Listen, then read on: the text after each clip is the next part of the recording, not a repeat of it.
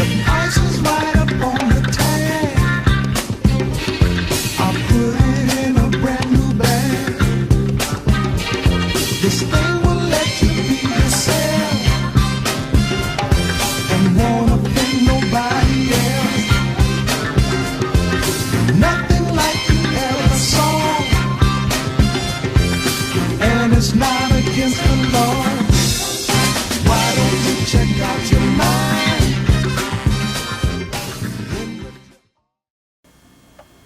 They come in our community and they bring inferior food, inferior clothing. They set up their cell phone shops. And we lap all of that up. I ain't done Muslims. I ain't done Muslims at all.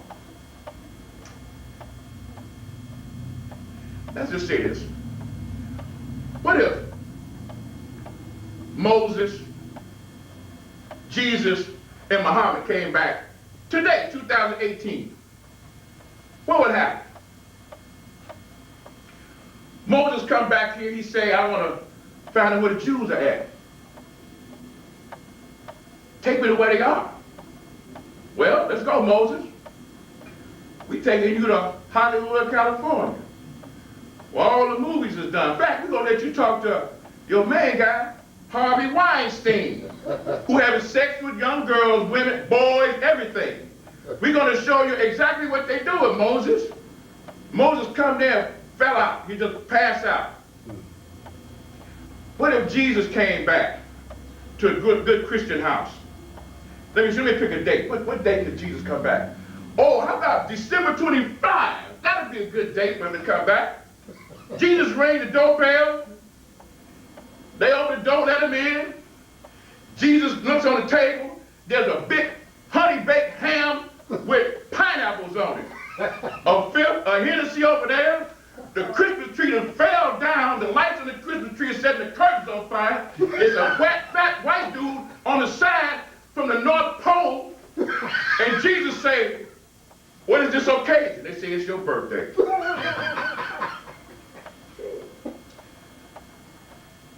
Let's give Prophet Muhammad, he come back. Prophet say, kind of thirsty. I want to go and give me an iced tea. Where can I go? It's a good store you can go to, Prophet. Prophet goes to the store. He sees a picture of the Kaaba over the cash register. He said, oh, okay. But he looked back at the meat counter. There's big, thick pieces of pork chops back there. It got beer and alcohol in the cooler. They said, no, there's iced tea right there. And he looks over at the brother. They behind bulletproof glass. Do you see the hypocrisy that's going on here? Oh, well, if you don't accept the Lord and Savior Jesus Christ and be baptized, then you're going to the hellfire. Well, what was Jesus? Jesus didn't baptize nobody. That's right. He was baptized. And Jesus wasn't no Christian. You tell him Jesus was a Christian. He don't know what that is. That's right. He was a rabbi, which is a preacher for Jews. Jesus said, this is his instruction to Jesus, to his disciples. He said, do not go by way of the Gentile, non-Jews. Don't go by way of them. Go into the house of Israel to go into lost sheep and teach them to get them back. He said, I didn't come I came to fulfill the law of Moses. Now let me talk to you guys, any of you pastors, imams, and preachers who let this racism get involved in these religions. Moses was black. So if you got a problem with racism, you got a problem with Moses. Moses is mentioned more times in the Quran than anybody. God only spoke to Moses. He never spoke to anybody else. And then you people say, well, God told me, well, that was Satan probably was talking to you. That wasn't God. That wasn't God at all. He went to the mountaintop. God told him, take off your shoes. This is holy ground here. He said, but this is what I got for you to do. I'll give you the laws. Now, it's one thing about the laws that he was given, which is the 10 commandments. It didn't say 10 instructions. It said 10 commandments. See, there's a lot of power when you come with a commandment. Like you can tell your children, oh, go pick up your toys and put them in your room. When you command, say, pick up your toys and put them in the room. That's power.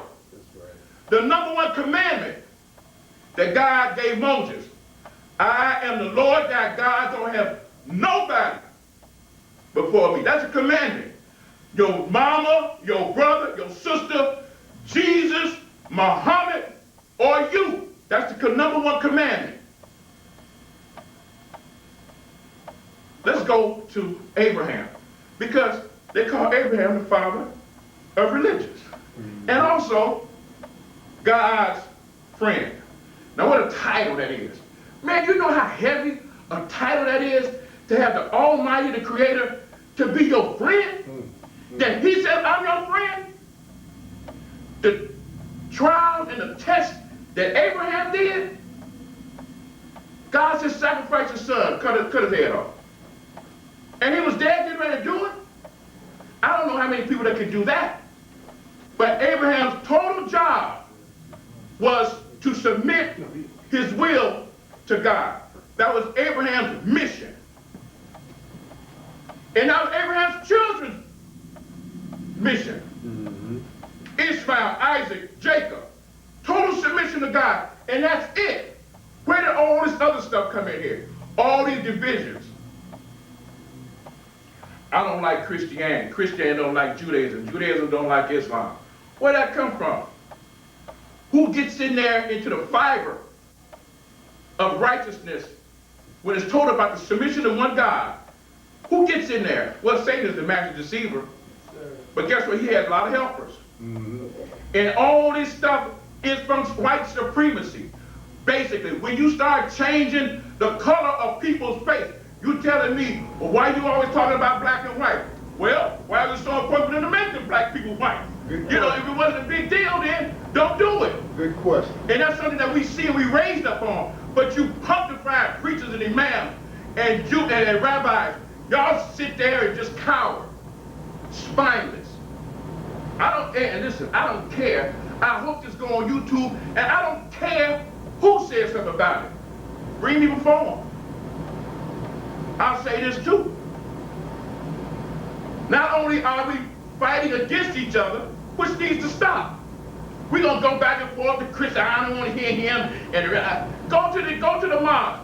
How many Christians have gone to the mosque? How many Muslims have gone to the churches? How many Jews have gone into the churches? How many? They don't want to have nothing to do with it. And they even have division in the own religion. That's right. You got in Judaism, the Zionists are fighting the Jews. That's right. You got Baptists, Church of God in Christ, Protestants, Episcopalians fighting against each other. That's right. You got Sunni and Shia killing each other. That's right. Talk about it. Brothers and sisters, this is not hard to do. It's a total submission to God. Let me say this. It comes down to the pastors and teachers. Let me say this here. I'm going to give everybody an analogy. We all know Michael Jordan. Michael Jordan came on the scene. He was a fantastic basketball player. In fact, couldn't nobody stop him. He was unstoppable and unguardable. Out of all those accolades, the Bulls were losers. They was getting beat to death. But the winners were Magic Johnson and the Los Angeles Lakers and Larry Bird and the Boston Celtics. Why? Because Magic Johnson and Larry Bird made their teammates better. They had an effect on their teammates. Michael was going solo act, and the Bulls wasn't doing anything. They were just losers. And Michael sitting back looking at Magic Johnson and Larry Bird hoisting championship trophies. He said, I got to get one of those. So the Bulls played the Utah Jazz in the championship. Bulls is down by 1 point. It's like 5 seconds left to play at the United Center.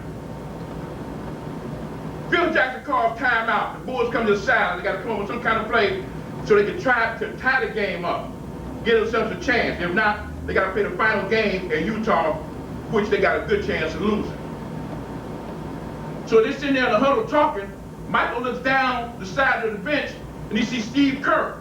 And he told Steve Kerr, he said, listen, they're going to give me the ball. And when I get the ball, two of the guys are going to double team me.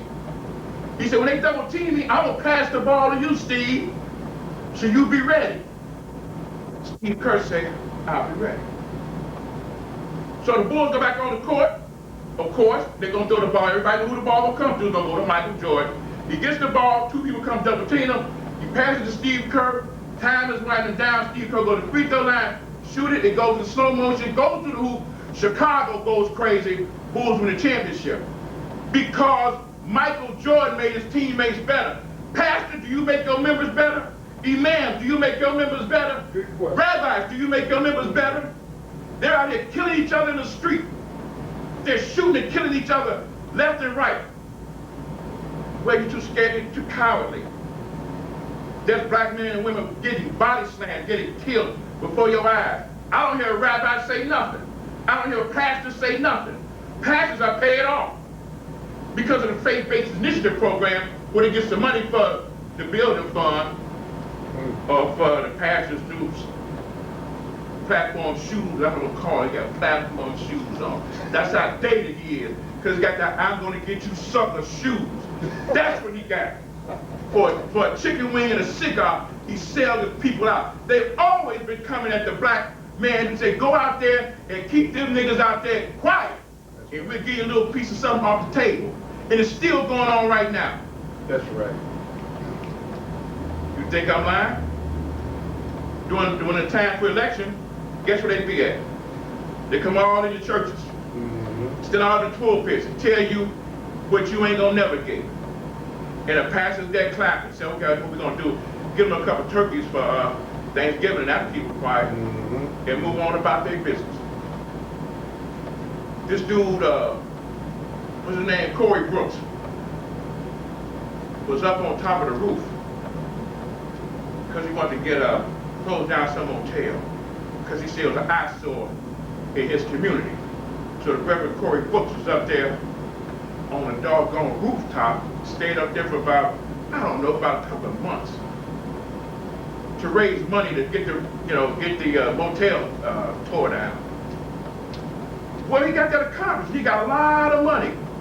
Tyler Perry gave him a donation of $900,000. And Corey Brooks had this big poster of this social center that he's going to build for the children in his neighborhood. I said, well, that's a good thing because it's kind of tough over there, over on 65th and 64th and King Drive, all up along there around the Parkway Gardens. It's kind of tough over there. I happened to go by there last week. Ain't nothing been built there since. It's a vacant lot, and they had some raggedy basketball rims thrown up there, and the children are out there playing. And the people don't hold these people accountable. When you go to other communities and there's a problem, the business people come out and represent that community. They come in the black community, they got these reverends come out and represent the community. It ain't gonna mean no worth of beans. It hasn't been. Brothers and sisters, this really has me bent out of shape, really. I'm gonna lighten this up a little bit because, I'm getting kind of worked up and, sometimes the spirit of Malcolm gets to somebody and, they make that everything, by any means necessary, come to light. Anyway, but tell y'all something. It was this guy, he was a burglar. And he was peeping out this house, looked like a beautiful mansion. And the people in that mansion, they went out for the evening. So the burglar said, you know what, this is a prime time for me to go in and make this thing. So the burglar goes into the people's house. It's dark in there. But he got his bag so he can put all his stuff in there. And when he walks in there, a voice out the darkness say, Jesus is watching you. The burglar stops, looks around. Forget, he keeps on putting more items in his bag. The word comes out again. Jesus is watching you. The burglar stops, looks around. Forget, I got to get the rest of this stuff, get out of here. So he's putting all the more items in there, and the word comes out again. Jesus is watching you. So the burglar takes his flashlight out, he's fanning around, and he sees a parrot sitting on a perch. And the burglar say, was that you that said that? And the parrot said, yes. And the burglar say, what's your name?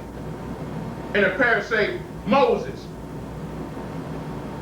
And the burglar say, what kind of people name a bird Moses? He say, the same type of people that named a Rottweiler Jesus. Okay. In closing, there was a Jew, Christian, and a Muslim standing by the riverbank. There was a man in a river drowning. So the Jew, he gonna throw his rope out there to save the man. Rope too short. So the Christian gets up there with his rope. He throws his rope out there. Rope is too short. So the Muslim gets up and throws his rope out there. Rope is too short. Now two things can happen.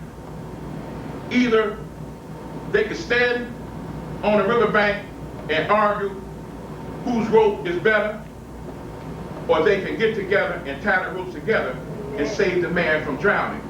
This is what we need to do, these hang-ups with each other. Because let me say this, the black man and woman, they've been on this earth not millions of years, not billions of years, trillions of years. What religion were they? They got along fine. Because your submission to the Almighty God, that's what religion is. Just total submission to the one God.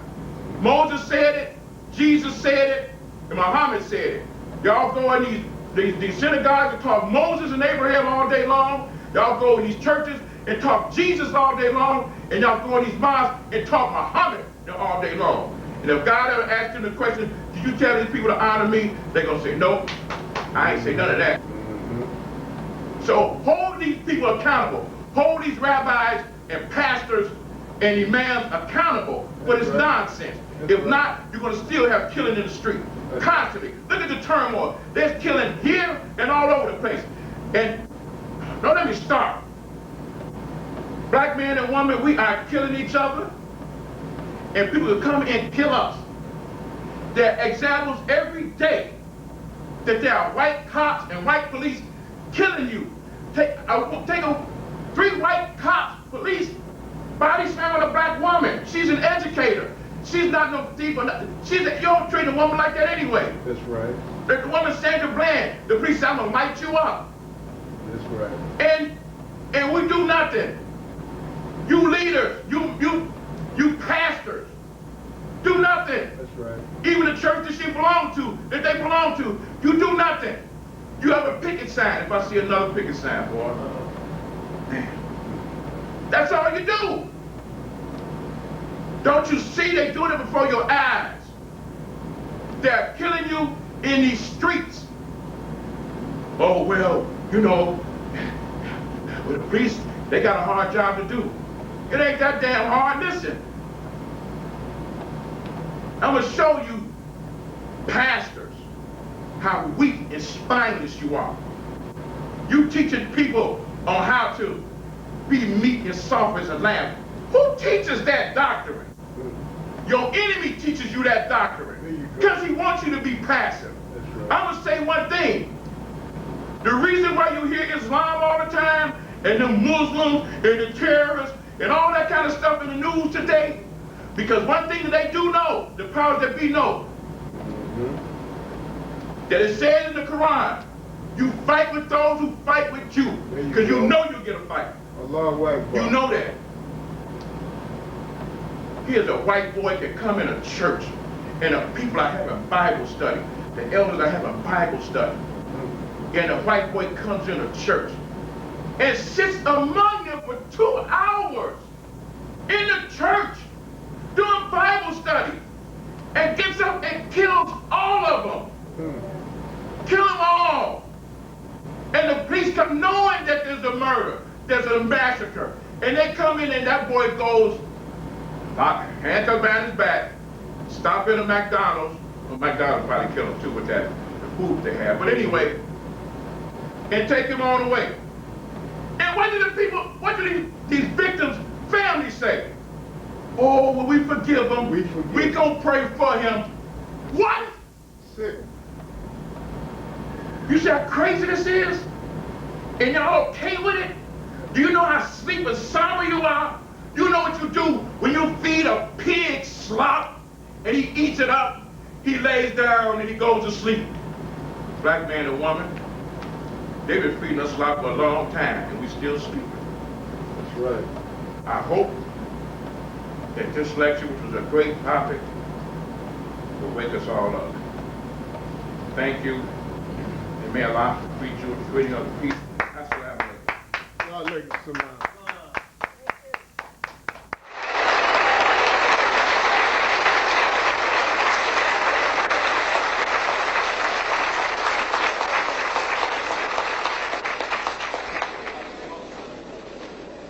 Assalamu alaikum. Mr. Moderator, our distinguished guests, brothers and sisters, our friends and our enemies.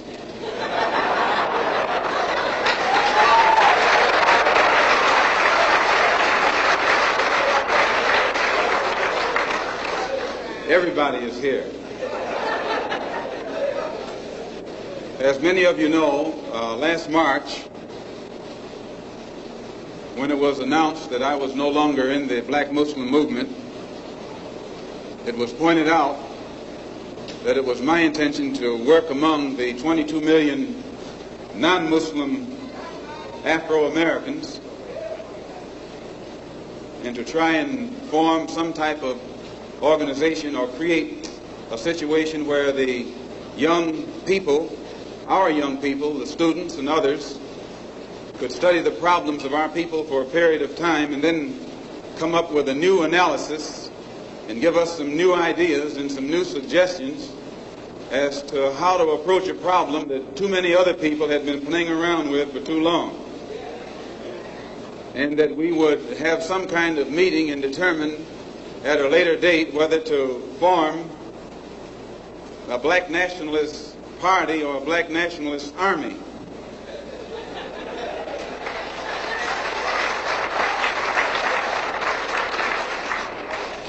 There have been many of our people across the country from all walks of life who have taken it upon themselves to try and pool their ideas and to come up with some kind of solution to the problem.